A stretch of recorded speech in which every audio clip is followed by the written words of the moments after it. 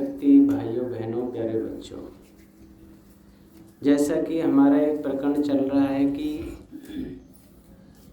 तीर्थों में हम लोग जाते हैं, तीर्थ स्नान करते हैं, तीर्थ तराने वाले मानते हैं। तीर्थ जो है वास्तव में दुखों से पार करने वाले होते हैं। तरंती येन तत्वा तत्तीर्थम गुरु यज्ञो मंत्रो पुरुषार्थो जलाशय हुआ। जिस काम को करने से आत्मा दुखों से तर जाता है, छूट जाता है, पार हो जाता है, वो तीर्थ कहलाते हैं। पर वो सच्चे तीर्थ हैं कौन से? तो उसमें दिया है सबसे पहला गुरु तीर्थ माना जाता है। पर गुरु जो है तराने वाला है, एक गुरु गीता नाम से बनी है, उसमें गुरु की बहुत महिमा दी गई है। थोड़ा इस पर भी चिंतन करते चलें।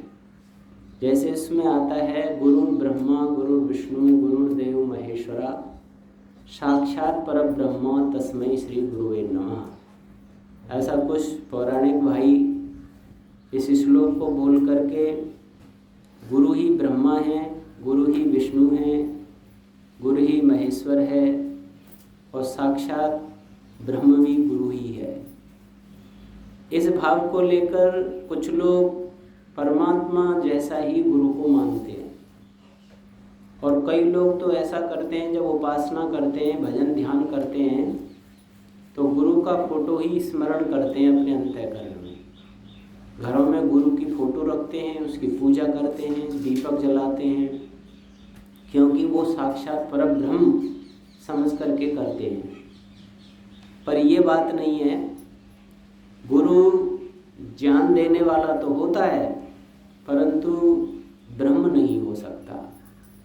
परमात्मा तो परम गुरु है, जो सारी इस कायनात का गुरु है, सारे प्राणियों का गुरु है। ये लोक का जो गुरु है वो एक जीवात्मा है, उसने बहुत अच्छी सी विद्याएं अपने में धारण की हुई हैं और वो हमें विद्या दे करके अंधेरे से दूर करते हैं। परंतु भगवान की जगह उनकी पूजा करना ये एक अविद्या है और इसका फल हमें वो नहीं मिल सकता जो मिलना चाहिए। जब गुरु हमारे सामने हो तो उनसे शिक्षा लो और उनकी भोजन छादन से दान दक्षिणा से सेवा करो।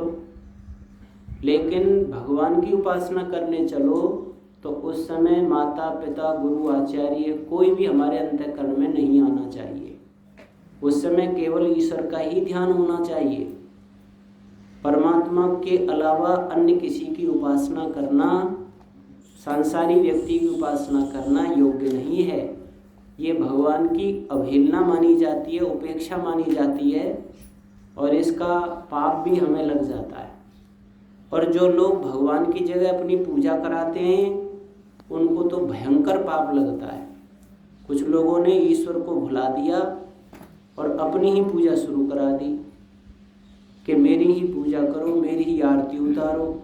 तो वो तो इतने भयंकर नरक के गामी बनेंगे, क्योंकि जिन्होंने ईश्वर भुला दिया और लोगों के दिलों में से भगवान की आस्था दूर कर दी और अपनी पूजा करा दी, जबकि वो तो इस सृष्टि में एक तुच्छ प्राणी के समान है। ऐसे कितने ऋषि मुनि योगी हुए, सभी मिलकर के भी भगवान की बराबरी नहीं कर सकते। इसलिए गुरु परम गुरु कहलाता है, परमात्मा। परम शब्द भी परमात्मा के सामने लगाना चाहिए। जैसे पूज्य गुरुदेव कह सकते, पूज्य माता जी, पूज्य पिताजी, परम पूज्य माता जी, परम पूज्य पिताजी, परम पूज्य गुरुदेव। परम शब्द केवल ईश्वर के सामने लगना चाहिए।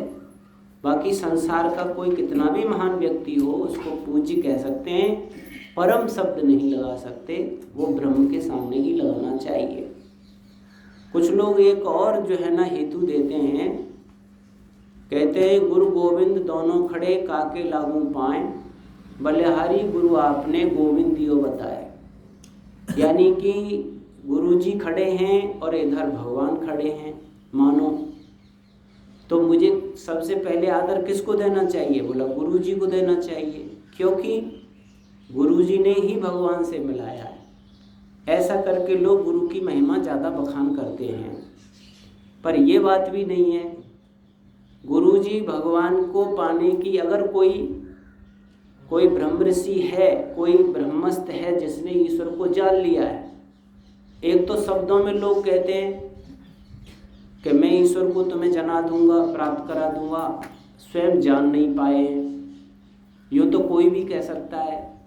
पर वास्तव में जो समाधिस्थ हो चुका है, ब्रह्म को जान चुका है, वो भी गुरु को पाने की एक विधि बताएगा। पुरुषार्थ आप करो, ऐसे ऐसे विधि से भगवान का ध्यान करो तो आपकी पात्रता भगवान से आपको मिला देगी, साक्षात हो जाएगा। परंतु ऐसा हो भी जाए तो भी परम गुरु पूज्य पहले ब्रह्म ही है, गुरुदेव नहीं है। जैसे उदाहरण के लिए आप भारत सरकार के प्रधानमंत्री मोदी जी से मिलने गए और आपने चौकीदार से कहा भाई मुझे देश के प्रधानमंत्री जी मोदी जी से मिलवा दो, और वो चौकीदार आपको ले जाता है अंदर और कहता है कि देखो ये है प्रधानमंत्री जी। अब उसने प्रधानमंत्री जी के सामने तुम्हें खड़ा कर दिया तो तुम चौकीदार के पैर छुओगे कि भाई धन्यवाद तुमने मुझे प्रधानमंत्री से मिला दिया? तुम तो जाके प्रधानमंत्री के पैर छुओगे, वहाँ चौकीदार के नहीं। अर्थात ये भी बात हो कि गुरुजी ने मिला दिया तो भी भगवान के समीप पहुँचने पर ईश्वर ही सर्वोपरि है, गुरु नहीं है। गुरु ऐसे समझो जैसे आप नदी पार करना चाहते हैं और नाव में बैठ गए, नाव चल रही है और आपको पल्ली पार उसने पहुंचा दिया। अब आप पल्ली पार पहुंच करके क्या नाव को नमस्कार करोगे कि नाव में ही बैठे रहोगे? नाव तो तुम्हें छोड़नी पड़ेगी, तभी तो पल्ला किनारा मिलेगा। और वो कहे हे नाव तुमने मुझे पल्ले किनारे पहुंचा दिया, तो तुम ही मेरे लिए सब कुछ हो, और नाव को छोड़े ही नहीं। इसीलिए भगवान परला किनारा समझो, परम गुरु समझो। ये संसार की चीज़ें नाव हैं। जब आप पल्ले किनारे पे पहुंचना चाहोगे, उसका लाभ लेना चाहोगे तो नाव छोड़नी पड़ती है। इसलिए संसार के माता पिता गुरु आचार्य राजा न्यायाधीश सब कुछ ये त्यागने पड़ते हैं, छोड़ने पड़ते हैं जब भगवान की समीपता प्राप्त होती है। इसलिए हमेशा हमें भगवान को ही सर्व गुरु मानना चाहिए। एक चीज़ और यहाँ ध्यान देनी चाहिए, जैसे हम गुरु का आदर सम्मान करते हैं, कोई तो लोग उनके पैर धो करके आचमन करते हैं, बहुत आदर सम्मान साष्टांग दंडवत करते हैं, कभी कड़क नहीं बोल सकते, बहुत विनम्र भाषा में बात करते हैं, बड़े डर डर करके उनसे चर्चा करते हैं। वैसे ही माता पिता और लौकिक आचार्यों से भी डरना चाहिए, उनकी सेवा करनी चाहिए, क्योंकि माँ प्रथम गुरु है, पिता प्रथम दूसरा गुरु है, फिर संसार के लौकिक गुरु हैं जिन्होंने हिंदी संस्कृत गणित आदि ये पढ़ाया। जैसे हम कान में मंत्र देने वाले गुरु की सेवा शुश्रूषा करते हैं, वैसे ही माँ के, वैसे ही पिता से, क्योंकि वो भी हमारे गुरु ही हैं, उनको कभी अकड़ के भी नहीं बोलना चाहिए। उसी प्रकार डरना चाहिए जैसे कभी हम गुरुओं से डरा करते थे, उनका सम्मान किया करते थे स्कूल कॉलेज में पढ़ते समय, वैसे ही माता पिता आदि से करना चाहिए। तो समझिए आपका जो है, आप एक तीर्थ में स्नान कर रहे हो और वो तीर्थ आपको दुखों से पार कर देगा। आगे एक तीर्थ और माना गया है जो यज्ञ है। यज्ञ को भी तीर्थ कहा जाता है, जो आप रोजाना करते हैं, ये भी दुखों से तराने वाला है, क्योंकि यज्ञो वै श्रेष्ठतमं कर्म, यज्ञ सबसे बड़ा श्रेष्ठ कर्म माना जाता है। स्वर्गः कामो यजे, हम तीर्थ में क्यों जाते हैं? क्योंकि स्वर्ग चाहते हैं, और स्वर्ग किससे मिलता है? वो यज्ञ से मिलता है। अगर आप स्वर्ग चाहते हो तो यज्ञ कीजिए, ऐसा सभी वेदादि शास्त्रों में वर्णन आता है। क्योंकि स्वर्ग कहते हैं सुख और सुख विशेष की सामग्री मिलना, नरक कहते हैं दुख और दुख विशेष की सामग्री मिलना। तो हम नरक से तो छूटना चाहते हैं और स्वर्ग प्राप्त करना चाहते हैं, इसीलिए हम तीर्थ आदि में जाते हैं। तो उसके लिए ये यज्ञ ही एक ऐसी तीर्थ है, नौका है, जो हमें स्वर्ग प्राप्त कराएगा, नरक से हमें छुड़ाएगा। क्योंकि यज्ञ जो है वो दुनिया का सबसे बड़ा कर्म माना जाता है, एक श्रेष्ठ कर्म होता है, अच्छा कर्म होता है। जैसे आप जो है ना किसी को रास्ता बता रहे हैं, पानी पिला रहे हैं, भोजन करा रहे हैं, किसी को वस्त्र दे रहे हैं, निर्वस्त्र को वस्त्र दे रहे हैं, ये क्या है? ये दान पुण्य आदि पुण्य कार्य हैं। कुछ इससे भी श्रेष्ठतर काम होते हैं, जैसे विद्या आदि का दान देना है, और उससे ज़्यादा श्रेष्ठ है ज्ञान देना। लौकिक धन आदि का दान देना, उससे ज़्यादा दान सबसे बढ़िया विद्या का दान माना जाता है, क्योंकि सर्वेषामेव दानानाम ब्रह्मदानम विशिष्यते, सभी दानों में विद्या का दान सब श्रेष्ठ है। लेकिन उन सब से भी सब जिसमें आ जाते हैं वो यज्ञ है, श्रेष्ठतम कर्म, क्योंकि इसमें विद्या का दान भी होता है, इसमें धन का दान भी होता है, अन्न का दान भी होता है, इसमें भगवान की भक्ति भी होती है, इसमें सारी सृष्टि के देवताओं की पूजा भी होती है। वेद मंत्र आप स्तुति प्रार्थना उपासना के बोल रहे हैं तो भगवान का भजन कर रहे हैं आप।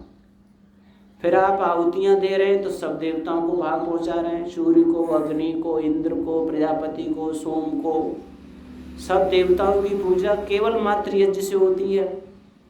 और जितने भी कार्य हैं दान पुण्य के, वो किसी व्यक्ति विशेष को लाभ पहुँचाएंगे, 2 4 10 20 प्राणियों को लाभ पहुँचा देंगे। लेकिन यज्ञ में डाली हुई आहुति जहाँ तक अपना विस्तार करेगी वहाँ तक जो है वो देवताओं को तृप्त करेगी, संतुष्ट करेगी, शुद्ध करेगी, परिशुद्ध करेगी, हमारे अनुकूल बनाएगी। मानो देवता सब प्रसन्न होंगे तो जिसमें हम जीवन जी रहे हैं देवताओं में, हमारा जीवन भी उत्तम बनेगा। तो यूँ करके इस यज्ञ को सर्वोपरि माना गया है। इसके ऊपर विस्तृत चर्चा हम कल और करेंगे, पर अभी जो प्रसंग चला कि भाई इसमें जो बैठते हैं वैसे यज्ञ का सही विधि विधान क्या है। विधि विधान तो यह है कि जो यहाँ आते हैं आचमन जो कर लेते हैं, संकल्प पाठ जो बोलते हैं, संकल्पित होकर के मैं इस यज्ञ को करने जा रहा हूँ, जा रही हूँ, वो यज्ञ करने वाले होते हैं और वही बैठे रहें। नियम जो सही मायने में नियम है। बाकी जितने भी यज्ञ में आते हैं वो सब उसमें सम्मिलित होते हैं। ये जो बैठे होते हैं वो हमारे प्रतिनिधि होते हैं, यानी आहुतियाँ वो दें चाहे हम दें, बात एक ही होती है। हमने यज्ञ में भाग ले लिया, सम्मिलित हो गए, हम मंत्र सुन रहे हैं, हम मंत्र बोल रहे हैं, हम स्वाहा की ध्वनि का उच्चारण कर रहे हैं, यज्ञाग्नि को हम देख रहे हैं, यज्ञ में हमारी सारी मनोवृत्ति लगी हुई है, चाहे हम दूर बैठे हुए हैं यज्ञशाला में ही, तो हमारे द्वारा यज्ञ ही हो रहा है।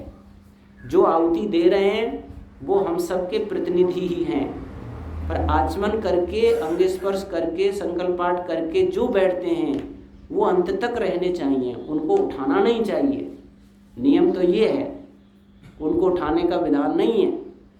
बाकी जो लोग आते हैं वो यज्ञ में यूं ही सम्मिलित होते हैं। लेकिन आर्य समाज में एक परिपाटी ये चलाई है कि जो भी लोग आते हैं उनको ऐसा लगे कि मैंने मेरे हाथ से पूजा की, मैंने आहुतियाँ डाली हैं, मेरा कुछ भाग लगा है, मैं पहुँचने का मुझे फायदा मिलेगा। ये जोड़ने की इच्छा से कि ये सब लोग यज्ञ से जुड़ें और अपनी ये समझें कि हाँ हम भी यज्ञ करके आए हैं, इस भावना को लेकर पहले उठा दिए जाते हैं। जो आचमन अंग स्पर्श करके फिर दूसरे बिठा दिए जाते हैं, फिर तीसरे बिठा दिए जाते हैं। उठाना बैठाना यज्ञ का विधान नहीं है। जो शुरू में बैठ गए वही अंत तक पूर्णाहुति तक रहते हैं। बाकी जो बाद में आते हैं वो बैठो, यज्ञ में उनका भाग माना जाता है, परंतु उन्हें उठा के फिर वो बैठे और वो आहुति दें तभी उनका भाग लगता हो, ये बात नहीं है।